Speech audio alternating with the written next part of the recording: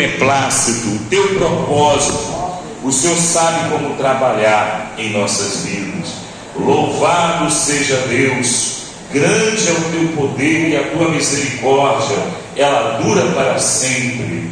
Graças a Deus, Senhor, pela presença dos teus anjos aqui neste lugar, em nome de Jesus. Amém.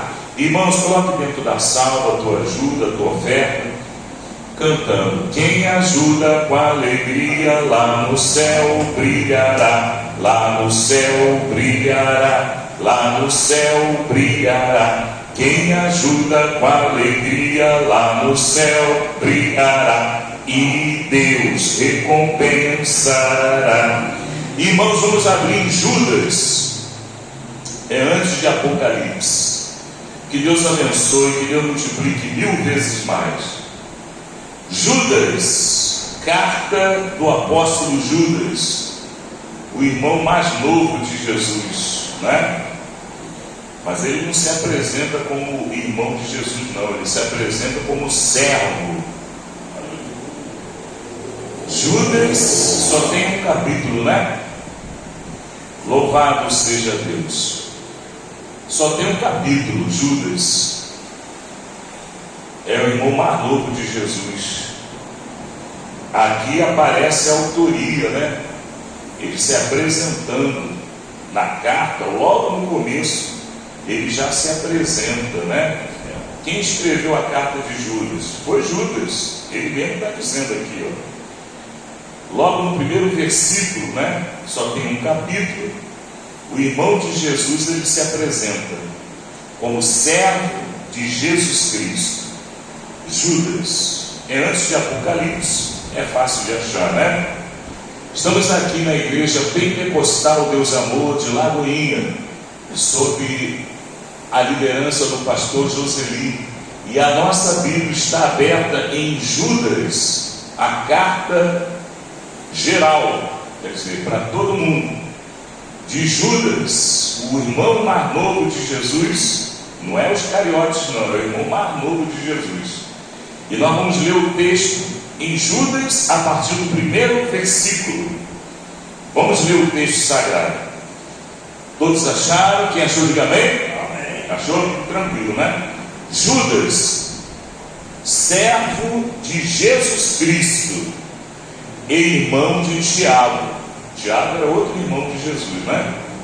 Para aqueles que foram chamados, santificados por Deus Pai e guardados por Jesus Cristo. A minha versão está um pouquinho diferente da de vocês aí, mas não se preocupa não, tá bom? Misericórdia a vós, e a paz e o amor vos sejam multiplicados. Amados, aqui começa a carta. Procurando eu vos escrever com todo empenho sobre a nossa salvação comum, eu tive por necessário, né, que você deve estar por necessidade, né? Vos escrever e exortar a batalhar pela fé, que de uma vez foi entregue aos santos. Porque alguns entraram disfarçadamente entre vós, que desde antes estavam escritos para condenação, pessoas ímpias que distorcem a graça de Deus em perversão e negam ao único soberano Deus e nosso Senhor. Qual o nome dele? Jesus Cristo. Levante a Bíblia, vamos orar. Deus vai falar conosco. Todos orando, todos dando glória, glória, glória, glória, glória, glória, glória a Deus. Ó Deus poderoso, Deus maravilhoso, é um momento de meditação na Tua palavra, Senhor. Guardei a Tua palavra no meu coração para não pecar contra Ti.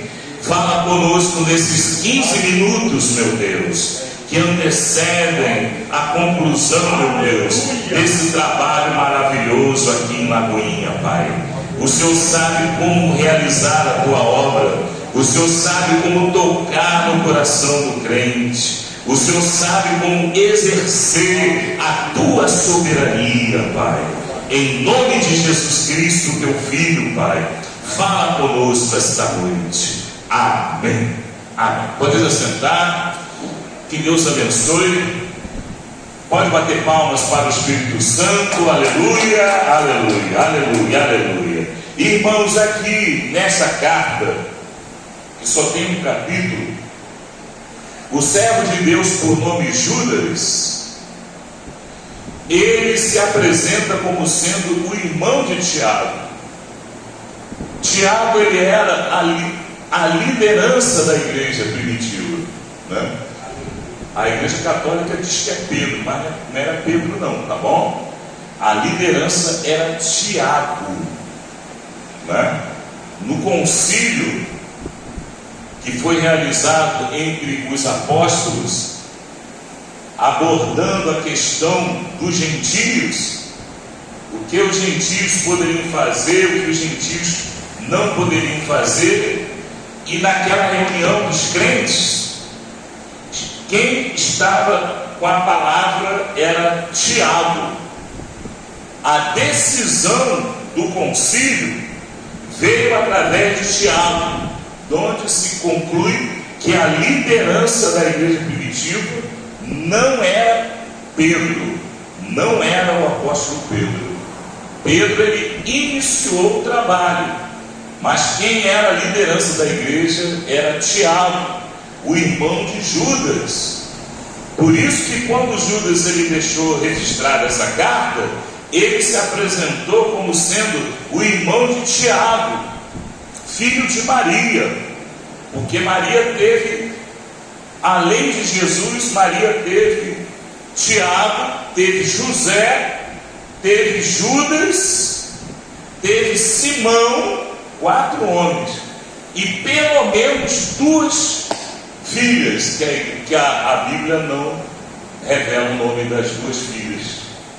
Mas Maria, ela foi uma mulher fértil, né? Ela teve vários filhos. E Jesus foi o primeiro filho, de uma maneira sobrenatural ela concebeu. Isso nós sabemos. E Judas, ele só foi se converter muito tempo depois.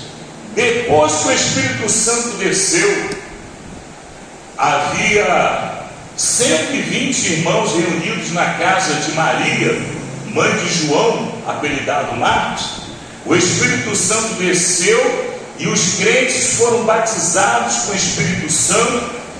Os crentes foram revestidos pelo Espírito Santo, e ali foi o início da igreja. Justamente quando Pedro ele começou a pregar e começou a discorrer a respeito da profecia do livro de Joel, capítulo 2, versículo 29, e naqueles dias derramarei do meu espírito sobre toda a carne, os vossos filhos profetizarão, os vossos mancebos terão visões, os vossos anciãos terão sonhos, até que venha o grande e terrível dia do Senhor. Este derramarei do meu espírito sobre toda a carne. Quer dizer, os crentes que estavam reunidos na casa de Maria, mãe de João Marcos, eles foram visitados pelo Espírito Santo, e ali o poder de Deus desceu. Ali foi o começo da igreja.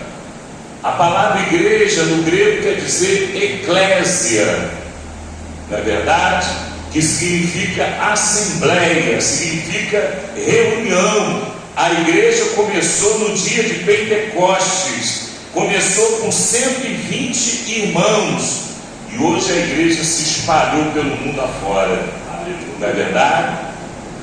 A igreja continua pregando a palavra que foi ensinada através do Senhor Jesus, e dada continuidade através dos apóstolos. Em Atos dos Apóstolos, capítulo 2, versículo 49, a Bíblia diz que eles perseveravam, 49 não, 42, eles perseveravam nas orações, no partir do pão e na doutrina dos apóstolos, e todos eram mesmos sentimentos, e a igreja caía na graça de todos. Quer dizer, a igreja, ela era amada por todos. A igreja dava um bom testemunho a todos, mas começou a haver infiltração, não é verdade?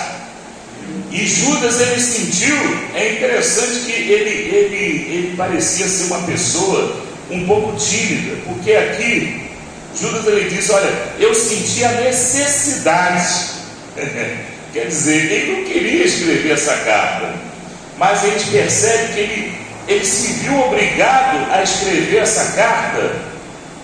Aqui, quando você lê aqui, no versículo 3, você vê aqui, amados, procurando eu vos escrever com todo empenho sobre a nossa salvação comum, eu tive por necessidade.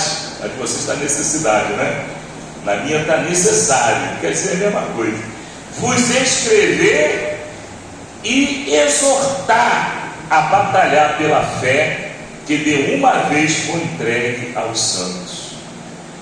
Acontece que houve uma infiltração muito grande na igreja, né? Logo no começo da igreja primitiva, né? Se nós pudermos, né, enquadrar, havia um homem chamado Simão, né? E ele era feiticeiro, não é verdade? Ele era feiticeiro e ele queria pagar Pedro para receber o dom de botar a mão na cabeça do povo e o povo ser batizado com o Espírito Santo.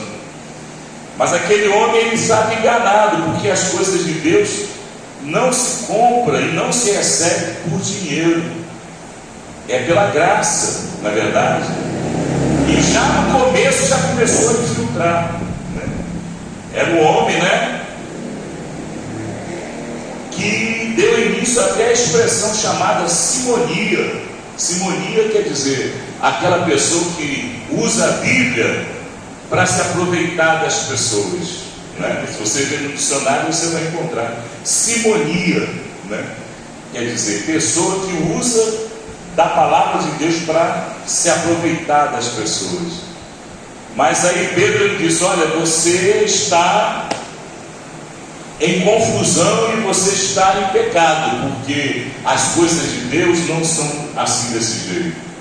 E na hora que Pedro ele enquadrou Simão, né, o feiticeiro, ele havia sido feiticeiro, depois ele veio para a igreja, ele entrou em comunhão, mas a feitiçaria ainda estava no coração dele.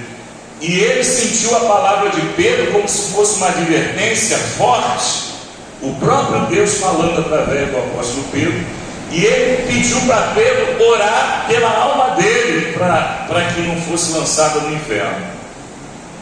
Então isso acontecia desde o tempo da igreja primitiva. Agora imagina hoje a necessidade aqui de Judas, o nosso irmão, né, na fé, Judas, de mandar essa carta alertando o povo para perseverar na fé que uma vez foi revelada, a doutrina que uma vez nós recebemos e nós acatamos a doutrina. Nós devemos perseverar, porque existem muitos que se dizem apóstolos, mas são a sinagoga do diabo, não é verdade?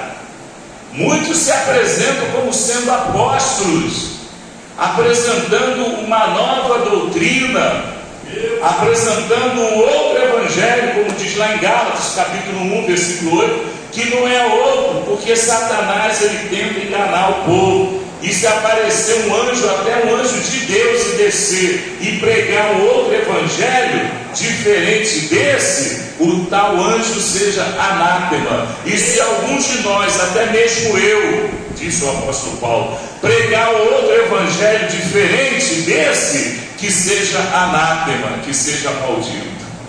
Isso quer dizer que a igreja ela sofre com a infiltração de pessoas que não têm nenhum compromisso com a palavra de Deus e com a verdade. E conhecereis a verdade vos libertará. A pessoa primeiro tem que conhecer, a pessoa primeiro tem que ouvir. A palavra de Deus tem que ser pregada, porque se não pregar, como crerão? E se não tiver ninguém para enviar, como eles se libertarão? Porque a verdade liberta, mas a mentira escraviza.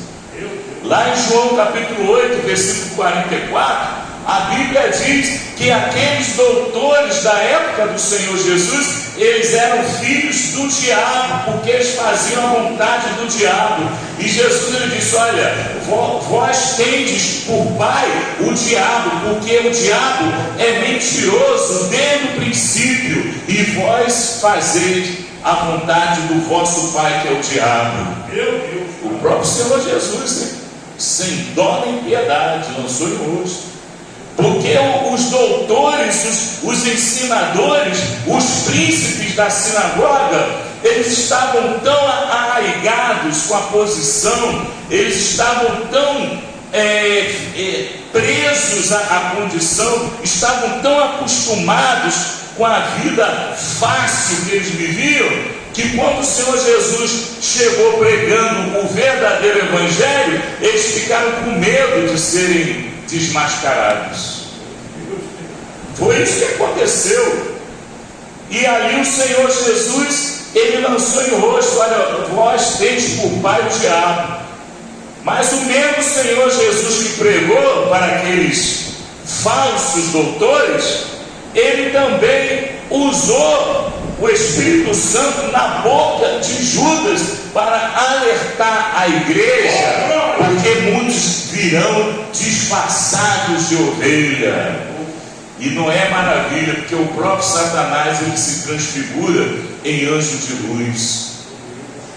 A Bíblia diz que nós devemos buscar a verdade, devemos pelejar, devemos nos aproximar de Deus. Quando o crente se aproxima de Deus, o diabo se afasta. Quando o crente ele não dá lugar ao pecado, ele se firma cada vez mais na presença de Deus.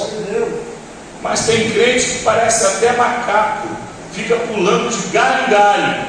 Está na Deus e Amor, daqui a pouco está lá na outra igreja lá, daqui a pouco está lá na outra igreja, daqui a pouco está lá na macumba. Está cheio de crente, irmão, que não sabe o que quer. Está na igreja, daqui a pouco já está lá no Espiritismo, está no Allan Kardec. A pessoa não teve encontro com a verdade. Quem está entendendo, diga amém. E é um perigo quando a igreja ela não percebe a invasão e a infiltração do diabo. É um perigo. Judas ele deveria ser uma pessoa muito tranquila, muito tímida, mas ele sentiu a obrigação de alertar o povo. Quando você lê a carta de Judas, é pequena, dá para você ler em casa, você vai ver que Judas ele fala, ele compara a esses falsos profetas como nuvens sem água, como ondas que escumam as suas próprias imundícias. Não é verdade? Esses insultam tudo aquilo que não conhecem. Está entendendo? A pessoa se coloca ali como sendo mestre. A pessoa diz que tem um anel de teologia, diz que tem doutorado, abre uma igreja e começa a ensinar: ah, porque a minha linha é porque eu sou calvinista, ah, porque eu sou arminianista, ah, porque eu não sou nem uma coisa nem outra. Irmãos, você não pode seguir o conselho do homem, você tem que seguir o conselho de Deus. A palavra de Deus é uma lâmpada, mas o que sai do coração do homem é tudo que o coração ele guarda. E lá em Jeremias capítulo 17, versículo 9, a Bíblia diz que o coração do homem ele é mau. Então, não existe um novo evangelho, não existe uma nova doutrina, existe um novo tipo de profeta, que é o falso profeta. Não é verdade? E Judas ele deixa bem claro, olha, ai deles, a expressão ai quer dizer, é uma expressão de dor, porque eles entram pelo caminho de Caim. Quer dizer, Caim foi aquele que matou o próprio irmão.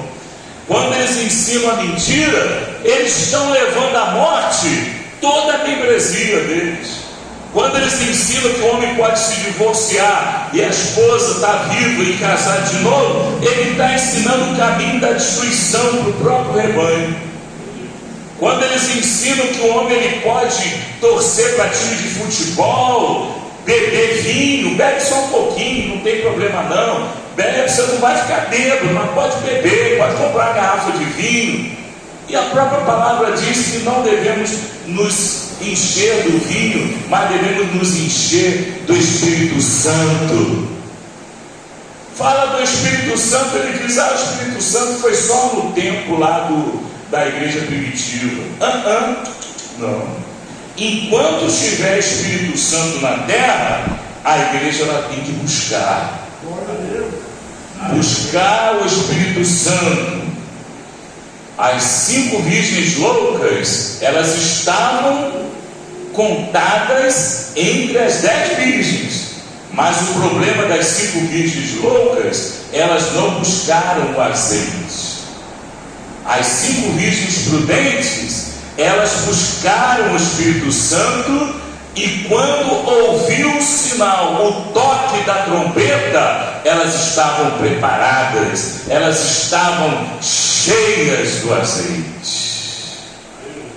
Aí o falso profeta ele diz que não existe arrebatamento, Jesus estava só de brincadeirinha, só de brincadeirinha, Jesus está só de brincadeirinha, não tem arrebatamento não tem milênio não. E quer saber de uma coisa? Não tem Satanás também não, Satanás já está preso. E tudo isso eles pregam aí, irmãos, com toda liberdade, e multidões vão atrás do falso profeta. E Judas ele deixa aqui registrado, ai deles, porque seguiram o caminho de Balaão. Balaão ele ensinou Balaque a lançar tropeço sobre Israel. Não pôde amaldiçoar Israel, porque ninguém pode amaldiçoar Israel. Israel é a menina dos olhos de Deus. Mas Balaão ensinou a Balaque a fazer uma festa mundana perto do arraial de Israel. E ali aqueles crentes foram lá dar uma espiadinha, né? Vamos dar uma olhadinha, né? Você não precisa ser crente fanático não, dá uma olhadinha, né? Só que quando deu uma olhadinha, o diabo já laçou eles, não é verdade? Começaram a se envolver com as mulheres midianitas, e eles se corromperam e se prostituíram e seguiram o mesmo comportamento ali daquele povo de Balaque, do arraial de Balaque. Mas quem ensinou foi Balaão. Ele era profeta, ele conhecia Deus, olha aí, mas ele ensinou o caminho da perdição. Judas ele deixou registrado, ai deles. Nós devemos ter cuidado, irmãos. Estamos na reta final, não vai ser no último momento que a gente vai fracassar, não vai ser no último momento que a gente vai abandonar a doutrina, não vai ser no último momento que a gente vai dizer, tudo bem, está tudo bem, não tem problema não, o importante é que você teme a Deus, que você crê em Deus. Não é assim que a banda toca. Balaão, ele conhecia Deus, mas precisou a jumenta abrir a boca e pregar para o profeta. Olha, você não está vendo o anjo com a espada de fogo? Se você avançar mais além, o anjo ele corta a tua cabeça, Balaão. Quem está entendendo? Precisou uma jumenta ensinar para esse profeta. Muitas vezes precisa uma irmã que não tem nem o primário, não tem nem a primeira série, apontar o dedo no nariz daquele teólogo com anel de teologia e dizer para ele: olha, não é lícito que você possua a esposa do teu irmão, você já está na segunda, não é lícito. Deus, ele levanta aqueles mais desprezados. O rei Davi, ele só foi rei porque ele era o mais desprezado da casa de Jessé, cheio de carrapicho no meio do mato, cuidando das ovelhas, se atracando com lobo, se atracando com ursa, se atracando até com leão, para defender as ovelhas. A vida do crente é uma vida de luta, é uma vida de perseverança, é uma vida de propósito. Para Deus chamar Davi teve que ser preparado antes. Era um processo que Davi estava passando. E nós estamos passando esse processo. Os problemas que nos acometem, as lutas que vêm sobre nós como se fosse uma verdadeira avalanche, mas Deus, ele vai dar a proteção. Ele é o nosso protetor, é o nosso escudo, é a nossa defesa no dia da adversidade. Vamos proteger a doutrina, vamos lutar pela nossa fé, vamos perseverar em oração, em santificação e no poder do Espírito Santo. Amém? É o conselho de Judas, o irmão mais novo de Jesus, para nós. Vamos orar para a gente terminar o trabalho, né? Vamos orar, vamos pedir a Deus que Ele nos dê força, mesmo que a luta se levante contra nós. Todos dando glória, glória, glória, glória, glória. Mesmo que a luta se levante contra nós.